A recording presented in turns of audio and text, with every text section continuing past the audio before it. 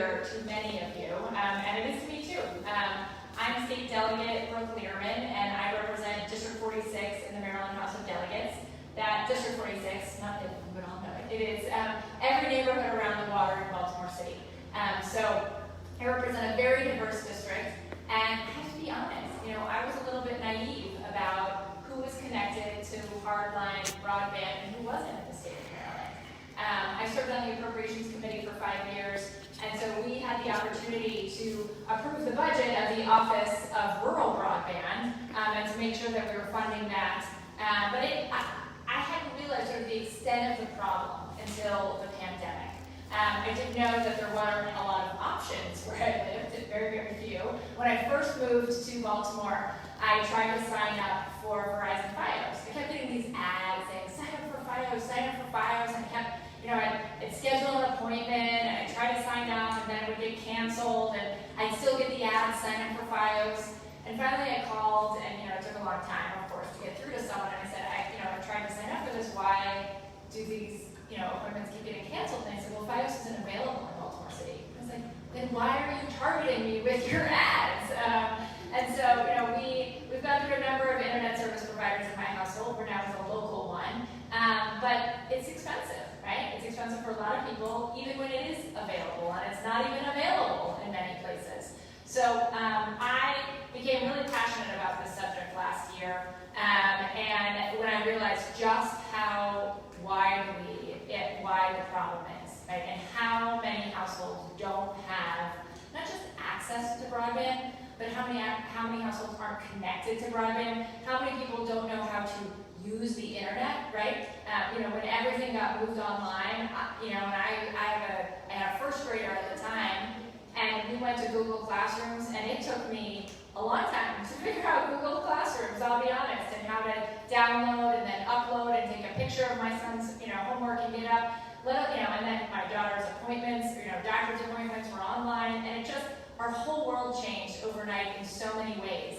And if you weren't connected to and didn't know how to use the internet, it was a disaster, right? You were alone. You couldn't have access to so many of the things that most of us relied on.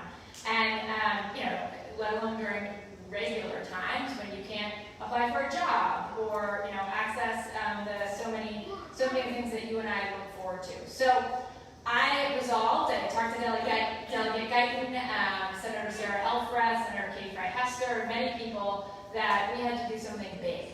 And I wasn't sure what that was when I said that, but I said, I'm gonna go figure out what it is that we have to do to get moving. So I started talking to national experts, people around the country, looking at what other states were doing. And in every state where we were making really rapid progress, not just in rural areas, but everywhere, there was a codified statewide office that was tasked with working on the problem and the challenge of connecting every resident to internet. And we did not have one in Maryland. Now, Rick Gordon, I'm so happy he's here today. He has been doing yeoman's work and a wonderful job over the past few years. And so it had nothing to do with what him and his office were doing. They were doing what they were tasked to do by the governor. They were working on rural broadband issues, working with local counties. The problem was that the mandate for the office wasn't enough. And it was only for it was people who needed it. So who are the people who need it? Let's go to the second to last slide, if you would mind. So who's not connected in Maryland? These are the people who aren't connected in Maryland. It's not just rural Marylanders, right? Nearly 23% of households in the state are not connected to hardwire broadband. That's a phenomenally high number when you think about how many households that are. 520,000 Marylanders are Black. So we have a long ways to go in terms of ensuring that every resident in the state of Maryland has access to affordable, high-speed internet in the state. So now you can go back to the second slide. So what did we decide to do? I worked with Senator Sarah Elfreth, with Delegate Guyton and others to put together HB 97, SB 66, the Digital Connectivity Act of 2021. This is an office that creates, for the first time, a codified office dedicated to ensuring that every Marylander is connected to high-speed affordable internet. It expands the scope of the existing Office of Rural Broadband to bring high-speed, reliable, affordable broadband internet to all Marylanders. So let's go to the next slide. I can't see what. Great. Really excited. This bill, we brought in a huge coalition of partners on this bill. Probably one of the broadest coalitions that I've ever had the honor of helping to pull together. We had 60 organizations from across the political spectrum, across so many different jobs. We had the Rural Maryland Council, and we had the Teachers Union. We had student groups from Baltimore City, and we had medical providers. We had just a huge range of organizations come in and say, this is a must pass. We have to figure out how to tackle this problem in Maryland. How did it get this bad is one thing I think we should address. So there's a huge pricing and income gap. For starters, basic internet access, as you all know, isn't considered a public utility, right? Customers are subjected to internet providers' prices, which makes accessing the internet more burdensome, of course, for low-income families. The Pew Research Center recently found that 57% of the poorest households in America can't access the internet at home, compared to 92% of households with an income at more than $75,000. So without internet access, we know that those who start behind will stay behind. That's a huge problem. We know both urban Maryland and rural Maryland are affected, and suburban Maryland, right? It affects low income in urban and rural areas, and higher income people in rural areas alike, because that broadband just hasn't been laid. And of course, there's FCC issues. The FCC, which provides funding for underconnected areas based on the number of unconnected residents, has been vastly underestimating the number of disconnected people in this country. That mistake has withheld funding from communities that are really in dire need of broadband access, not only for work and for education, but also for healthcare, financial education. We bank online, and we can do everything online. So fortunately, recently the FCC has begun offering an emergency broadband benefit to certain low-income households during the pandemic, but that's not enough, because part of the problem is that some people just can't get connected even if they can afford it. So what will this Office of Statewide Broadband do to ensure that Maryland families, students, and workers have access? So let's talk a little bit about that.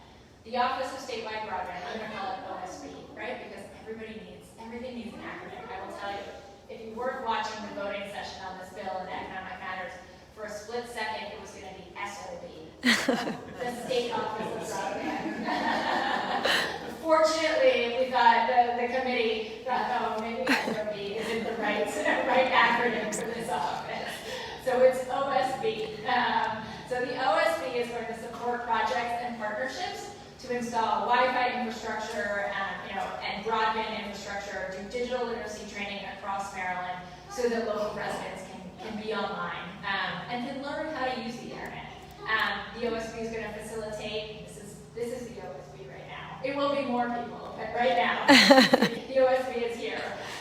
It's going to facilitate a coordinated, comprehensive, and statewide effort to ensure that all Marylanders are connected to high-speed, affordable broadband internet by 2026. The Office of State Broadband will build on the work that Brooke has already done in the Office of Rural Broadband. It's going to receive additional staff, funding, and resources that will allow it to identify areas of need and sources of funding, as well as new technologies to really improve connectivity in both rural and urban areas, and suburban areas too, of course.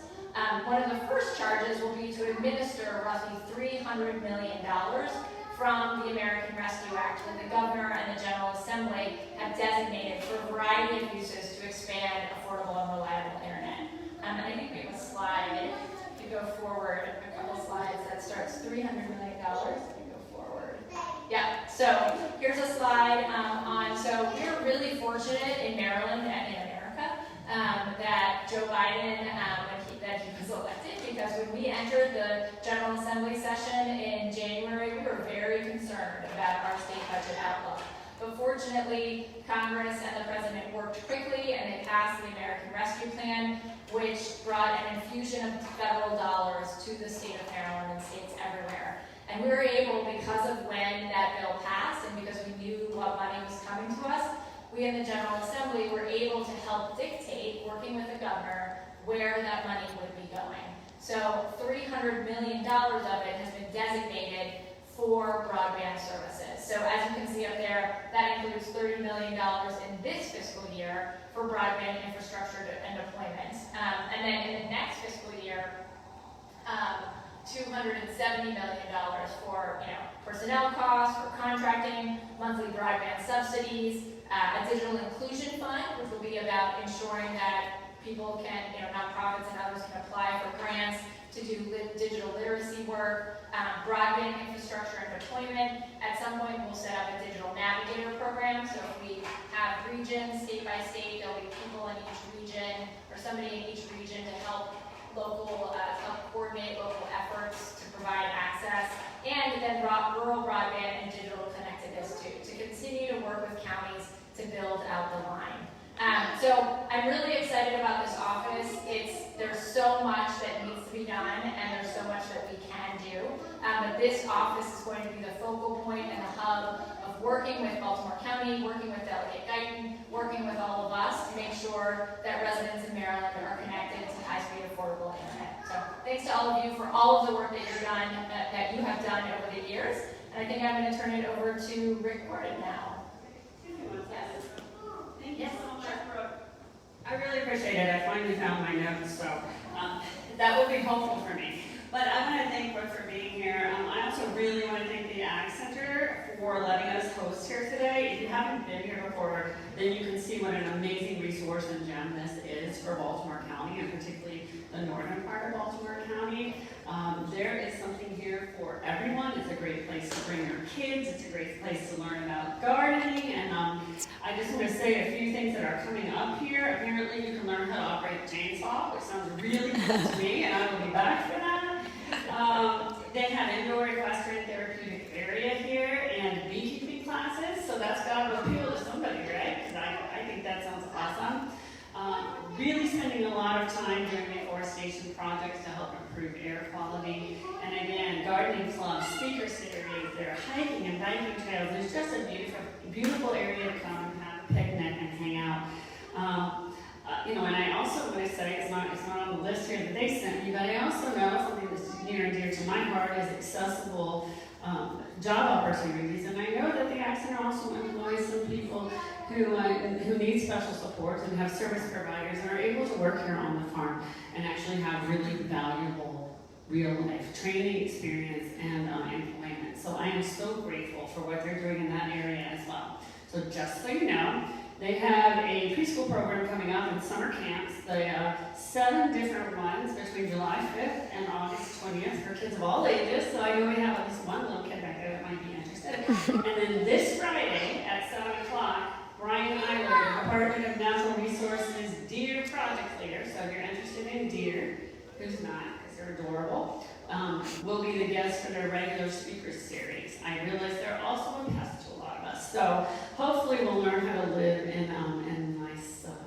cooperative way with the wildlife as well. And then I had a whole bunch of notes about Delegate Lierman as well, but I'm not going to, no, I don't, because you know what, I know her well enough to say what's really, really important. So, Brooke, is it okay if I call you Brooke? All right. Brooke is one of the most supportive people in the General Assembly. When I was running my first campaign up here, and my only campaign so far up here, and nobody thought it was possible for me to win this district, Brooke was one of the few people who actually came and knocked doors with me in the rain in North Baltimore County. I still don't know why she did it, but I'm so very, very grateful. And then after I actually got to Annapolis, and I didn't really know what I was doing, I just thought I did, because nobody really knows until they're there. She was right down the hall, just a few doors, and still is, just a few doors down from me. And I would run in there all the time to just say, Brooke, I don't know what to do about this, and how do I do this? And then finally, among other things, how in the world do I get broadband to North Baltimore County? Because this is all so many people want to see.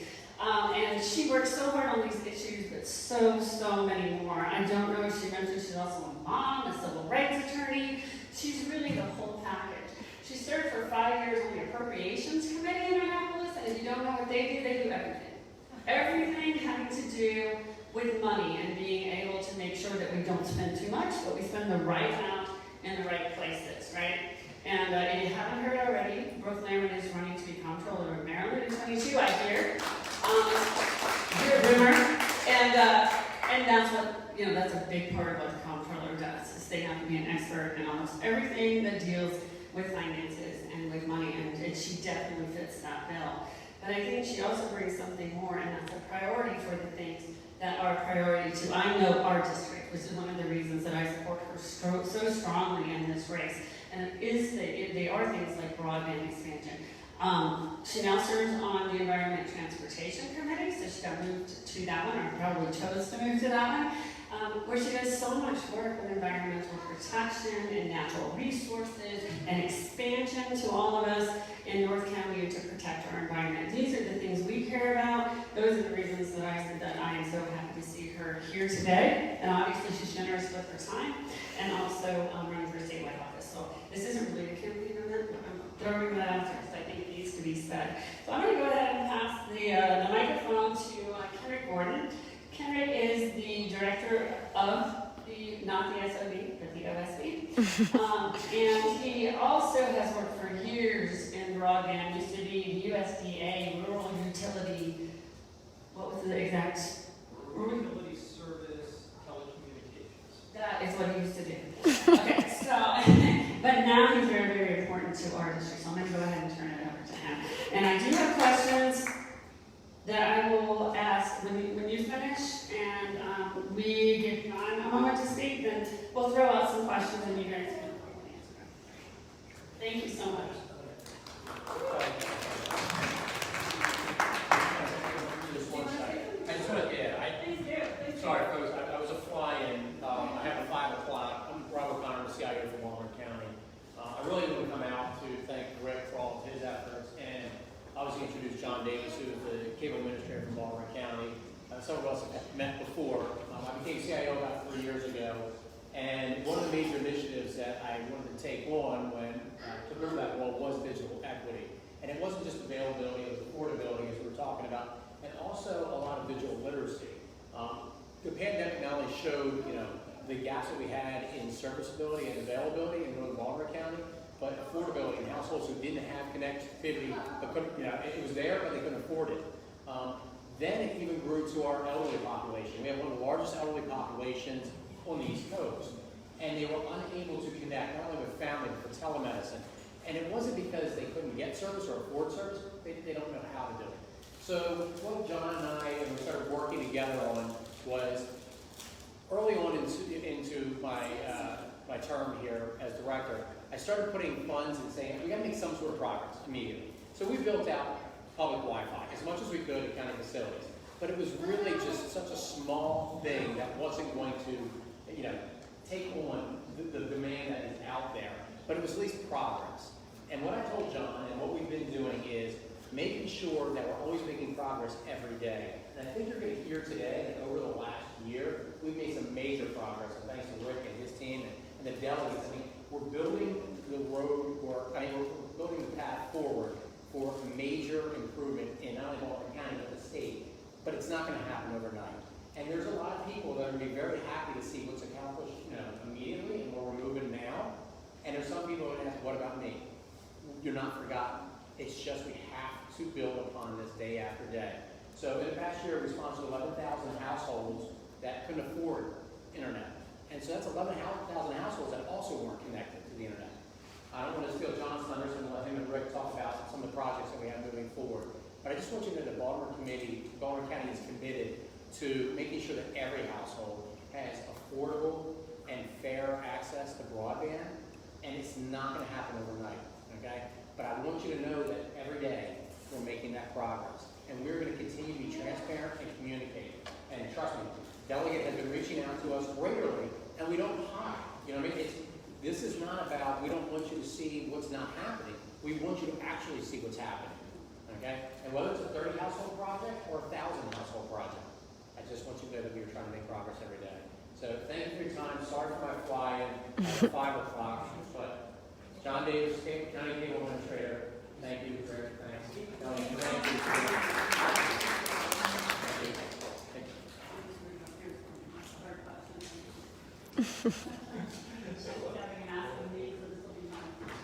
Delegate Guyton, thank you for the invite to this, and I blame all of my problems on Delegate Lierman. It's her fault. So, go ahead. So, this map is what the FCC says where broadband is lacking in Maryland. Next one. The red areas. That's Baltimore County. You think, oh, that's not bad. So, first thing you have to realize is the FCC uses data provided by the providers, so the providers get to tell the FCC where they are. They then look at it and say, well, we do it by census blocks, and if you don't know what a census block is, it's an area of houses, and the census gets to decide what those areas are. There could be 200 houses in that census block, there could be 2,000. If a provider touches one house in that census block, all the houses are considered served. That's why when you look at that map and you say, it's not bad. So, yeah, go ahead. So, when I started this, one of the first things I had to do is explain what the problem was. Why is this a problem? Well, the problem basically is return on investment. We're dealing with private companies, they have shareholders, they have people they have to make happy. So I came up with just a little quick thing. A county with 54,000 people, 12,000 rural households, 3,800 of those households were unserved. That's based on the FCC saying 30% of rural households do not have broadband. And project cost to serve them of about $12 million. And then I went down through the money, and even with a 50% grant, it comes out to $10.27 per household per month to try and pay for this. So that's the battle we're fighting. So when you see a broadband bill of $70 or $80, 10 of that is going towards paying just to get the line to your house. And that's over, well, for this example, that was over an 18-year period. Comcast has a 3 to 5 year return period. So now you have to pretty much triple that number. So, next slide. Just to give you an idea of what we're looking for. And some of these Delegate Lierman already touched on. I used to be the Governor's Office of Rural Broadband by executive order, and I'm now the Office of Statewide Broadband, and I was really hopeful. I wanted to be the SOB director, I really did. So we now have equity, inclusion, and access as part of it. Goal, there is a goal in the bill. Ensure that all residents have access to high-speed internet by 2025. We're also supposed to gather and publish statewide broadband availability data, coordinate with other state agencies, and progress reports. I never had to write a report to the legislature until now. So, thanks for that. Next. In 2020, the governor and the legislature provided $11.68 million in funding. My first true year in the position and actually working on the problem. We provided $4.9 million in grants to 3 ISPs, internet service providers, to construct new broadband networks. We did $2.2 million in grants to the Broadband Co-op to provide some middle mile. All of those little red dots, you have to get broadband to them. The Broadband Co-op does a lot of that work for us. $2.3 million in grants to 8 different jurisdictions for 21 projects that extends broadband into unserved neighborhoods. So Black Rock Road last year, what are there, 20 houses on that road, 31 houses on the road. We needed to extend a mile down the road. So these projects are to do just that, extend a mile, 2 miles to get to a neighborhood. Overall, 11 counties got assistance, and 5,000 unserved households and businesses will get access based on those projects. Then COVID hit. We immediately looked and said, we've got to do something. We've got kids at home who can't learn. What can we do? We provided $225,000 in funding to 9 local jurisdictions something. We did libraries, we did schools, we put wireless access points on the outside of the building, so at least you could get a signal from someplace that actually worked. Then we did broadband for unserved student grants, bus grants. $8.7 million to 22 school districts to provide service in the fall for 65,000 students. If you had a wireless hotspot, we provided the funding. We also proposed a wireless education network. It was one of those, this can't ever happen again. So the wireless ed network, $15 million, we provided it to a grant to a nonprofit who is working right now on a feasibility study. It was my brainchild. Will it actually work? We're still waiting to see. But the idea being that students who don't have access, whether it's because their parents can't afford it, there's no broadband available, whatever the circumstances may be, that they would have at least something that they could connect to.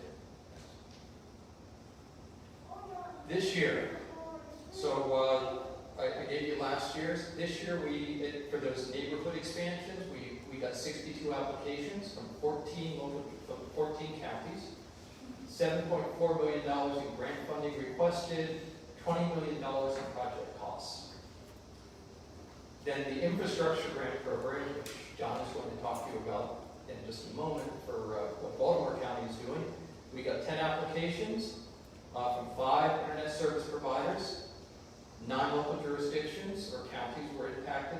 $23 million in grant funding was requested for $65 million in projects. Baltimore County, I mentioned the expansion project on Black Rock Road. That was a $34,000 grant to Baltimore County with Comcast. That says 24 homes, so you expanded it. This year, we provided $38,000 to Baltimore County Public Schools under that emergency program. We provided $750,000 to the Baltimore County Public Schools for student connectivity for 3,333 students to be provided service for virtual education. And we provided $2.2 million to Comcast for 60% of their project costs in the northwest section. That's the network infrastructure. It's supposed to serve 863 homes. John will tell you it's going to serve more because he figured out a way to do that. That's John's job. And so that's what we've been doing in Baltimore County. Again, Delegate Lierman did mention $299,500 in funding. Next. $30 million for this year, so you saw the project costs, what we got in. We have $30 million. We are funding we hope to fund all of the eligible projects. Certain projects are ineligible for one reason or another, where they're going, there's overlap, that type of thing. $75 million for service and device subsidies for low-income households. $15.2 million for what would have been my normal capital budget for projects. And the big one, $97.6 million for infrastructure projects to unserved residences.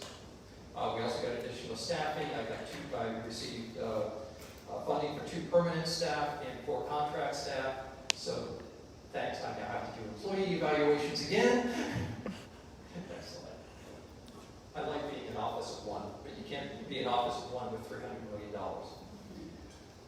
So the 97.6, the big pot, we need to come up with a plan before that money is released. It's in a dedicated purpose account, which is sort of like a savings account that the government holds the passbook to. The first thing we're going to do is have listening sessions with the local jurisdictions. $100 million is a lot of money to drop on the street. Is there appetite for it? How do we want to do this? So we're going to talk to the counties and the other involved jurisdictions. We're also going to talk to the internet service providers. They're the ones that are going to have to step up and say, yes, I will do this. We have to develop a new program that will be similar to our existing, but there's going to be new parts in it. What should the speed be? for unserved. Right now, if you can't get 25 megabit service download by 3 megabit service upload, you're considered unserved. Verizon DSL can't touch that. So if you have DSL, you're unserved in our opinion. But should that number go higher? Grant required speeds. What should we be requiring the companies that are getting this money to build to? 100 meg down, a gigabit down, that needs to be talked about. The grant match, we had been doing 50% grant for the cost of construction, the ISP put in 50%. We're now going to be looking at areas that are going to be very expensive to build in and have a low take rate, which means the return is going to be slower. Do we need to up the grant amount to make that work? And speeds and technologies, what technology should we be looking at? Should it only be fiber? Comcast does a fiber coax hybrid. You get coax to your property as opposed to fiber right to your door. Wireless technologies, they have limits on what they can do and limits on how far they can go. Should they be allowed? So those all need to be discussed before we can make any kind of a program announcement. That's it.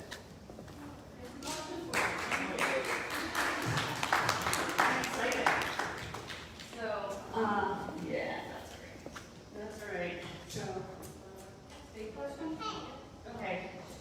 Okay, cool. We do have a couple of questions. I think as we hit each category, it might be useful to hit them other questions. I do also want to point out, because I'm obviously the most humble legislator in the world, that this year I did sponsor a End the Digital Divide Act with Senator Katie Frey-Hester. And that bill did pass as part of what we call Blueprint 2.0 bill, which is an extension of the Kerwin bill that we passed over the past, how many years has it been now past Kerwin? But, so there is significant funding in that bill based on the legislation that we introduced that provides to schools and school systems to expand. It can be used in multiple ways. It can be used to expand their tech support, to make sure that all of the kids have devices or the teachers have devices. But it can also be utilized for this. So it is not a prescriptive bill, and school systems are able to decide themselves how they can best utilize that money. So there is extra money available from the states for that kind of work. So do you have, I'll start with that since it's one of my favorite bills this year. Do you know yet how that extra money through the Blueprint will be utilized, or is it too early for that? No idea. Yeah, probably a county issue. That's not you. Okay. I started thinking about fiscal 22. Sure. Okay. All right. But I do want to let all of you know that is also there, and that's in addition to the funding that we've talked about so far. So here's some state questions. I'll start with Brooke, if you don't mind, Delegate Lierman. In addition to the increases in service availability and affordability, what will be offered to help people learn how to use the internet and all its benefits? That's a really good question, I think. Yeah, no, it's a great question. It's a great question. It's really important. There are multiple digital divides in this state, right? There's a divide between who has broadband or hardwired broadband coming up to their door, and there's people who don't.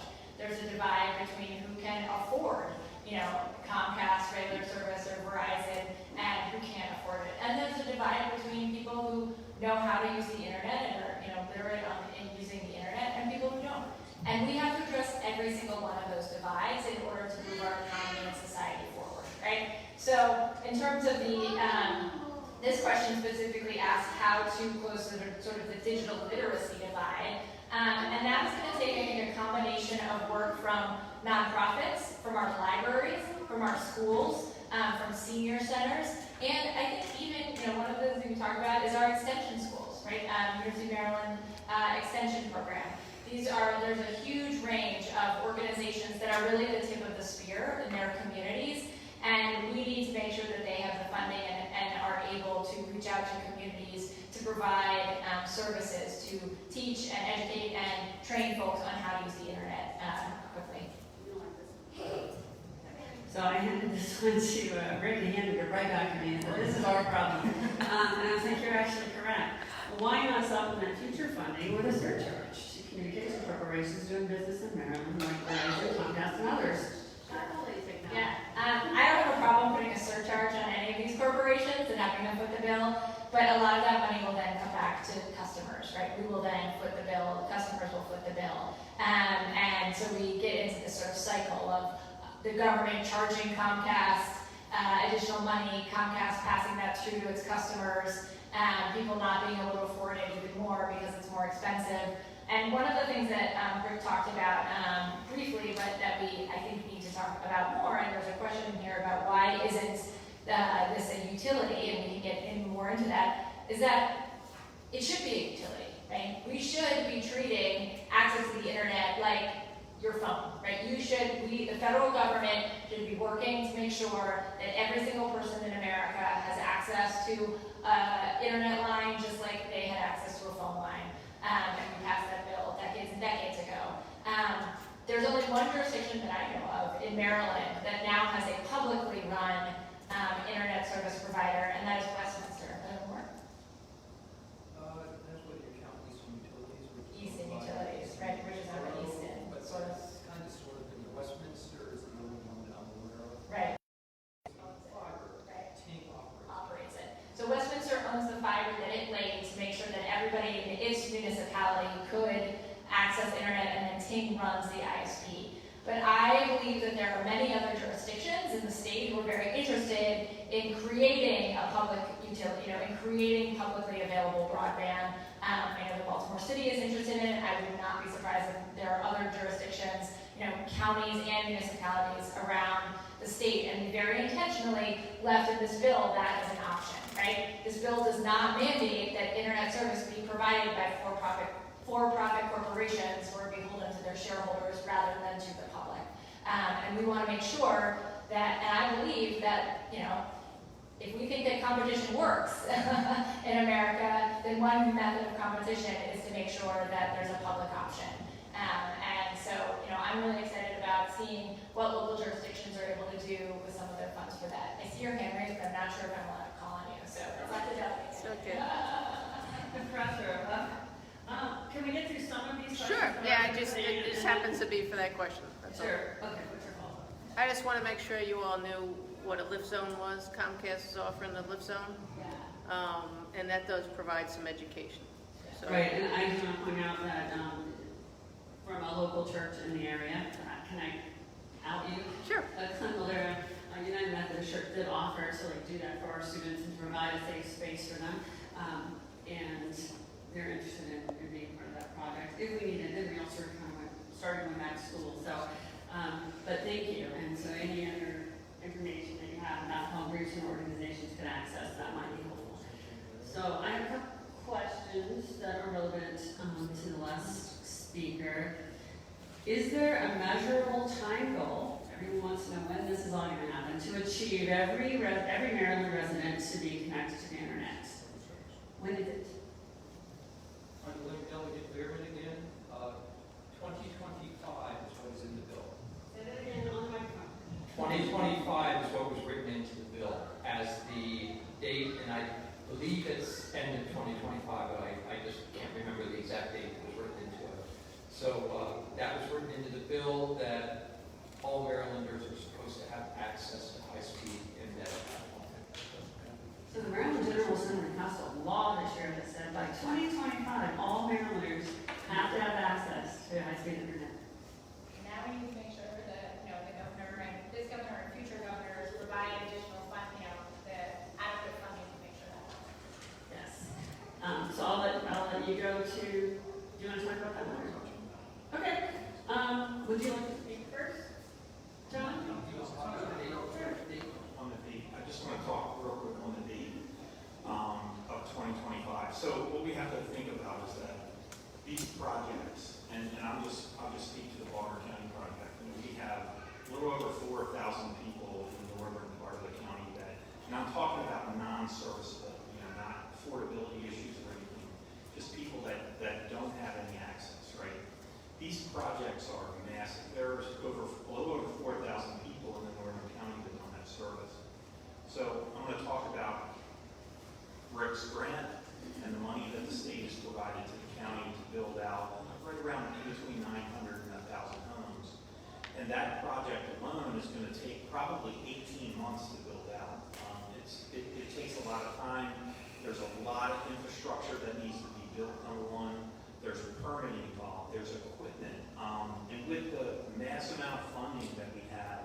in the state of Maryland, there's also a lot of funding that's going on in other municipalities around the country. So even to buy the fiber and the coax and the the materials needed is 6, 8, 10 months away before we can even get that material, right? So we have to walk before we can run. These things are going to take time. The great thing is that with the state and federal government, there is money there, right?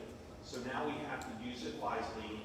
We have to be able to buy the products, the materials and things to do it, and build it smartly so that we can, I look at all these networks kind of like a giant spider, right? We have to start somewhere and then build out from there. We can't just, kind of hit different little areas. We have to be very strategic on how we build things out. So I just want you to be aware of that.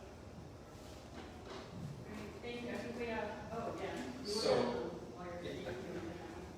the grants that we provide, the one that Comcast is getting from us, has August 2021, and they have to be done August 2024. Yeah. So that's our timeline, and John's right. It is, there's design that needs to be done. It's no different than building a water line or a sewer line. All of it takes time. So I wanted to address, why isn't internet connectivity considered a utility under the jurisdiction of the PSC? The FCC has jurisdiction over the internet. And 3.5 years ago, when the previous chairman of the FCC was in, he basically had the rule passed that internet is not a utility. That's why. Who was that? That would have been a gentleman named A.J. Pye. And who was he president of before he had that? We don't need to get into that. Actually, Verizon. Oh, Verizon. Yeah, he was a lobbyist for Verizon before he came over. Yeah. Let's see. So, are performance requirements for broadband up to correct technology? Should they be revised to really solve the problem definition? So, when you start looking at speeds above 100 megabits per second, you really start focusing on fiber. Coax can do it, but only for a short length. And wireless, they can do it if all the conditions are right. So as soon as you hit 500 meg download speeds, now you're really talking fiber, especially if you increase the upload speeds, which one thing we found out with the pandemic, everybody said, oh, we only need download. No, upload speeds were very important. You can't do two-way video on 3 megabit uploads.